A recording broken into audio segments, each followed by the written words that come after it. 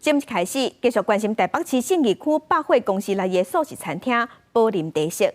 这个宝林茶室发生食物中毒的案件，昨昏是各传出一个人死亡，伊是66岁姓杨的查甫人。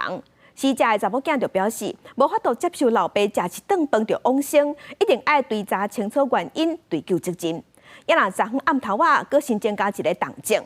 目前有11个人食煞了后无爽快，2个人死亡，佫有4个人即马等在家护病房抢救。父亲他一直都是一个非常健康的人，没有任何肝的问题，没有任何肾的问题，就是去吃了一次饭，不到1个礼拜人就没了。接想到老爸只是去食一顿饭就无命，杨小姐伫记者会是真伤心，一直7目屎。伊讲3月19中昼老爸到宝林茶室信义 A13食这个炒粿条了后，暗时就开始落屎，落30几摆。一开始以为讲是诺罗病毒，20去医生看，医生认为讲是诺罗病毒，开相关药物了后，互伊转去厝休困，落屎症状有较好。不过2早时却是雄老唱歌，心跳无稳定，赶紧送病院。经过检查排毒，心血管塌条这状况转普通的病房。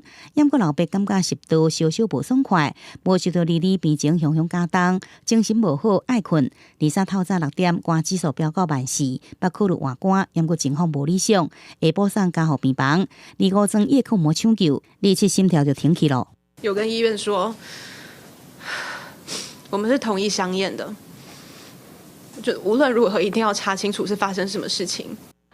主治医师讲，为病人接叶克膜、3线升压剂，也佫有西药制剂，不过病况一直无改善，血压一直落，尾也严重酸中毒、免搏性肝甲腰子歹去过身。医师坦白讲，从来无拄过这种的案例。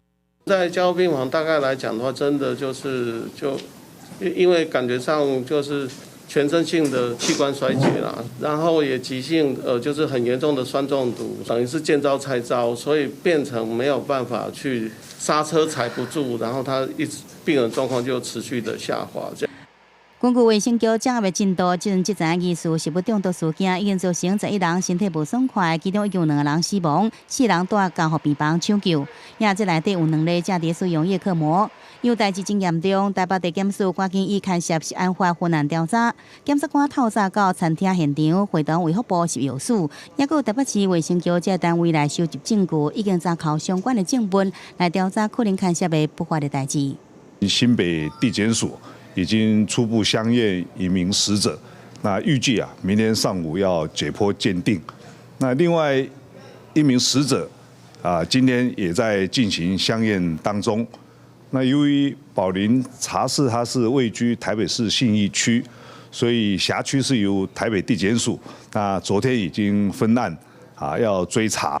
另外，对着是不是发动强制处分，蔡清祥又讲，检察官依照案情所收集的证据进行，检察机关已经全面启动，先了解这个死因了后，然后牵涉刑事责任，一定要追诉到底。